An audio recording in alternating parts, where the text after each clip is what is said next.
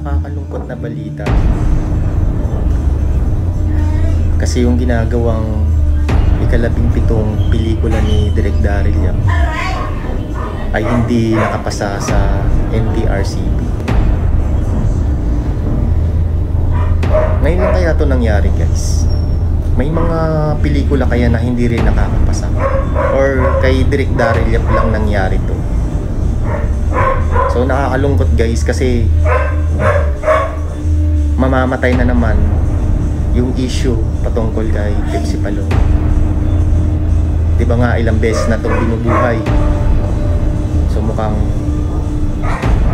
matutulog ulit yung issue, o mamamatay ulit yung issue na to. Nakakalungkot isipin. Saan yung hustisya?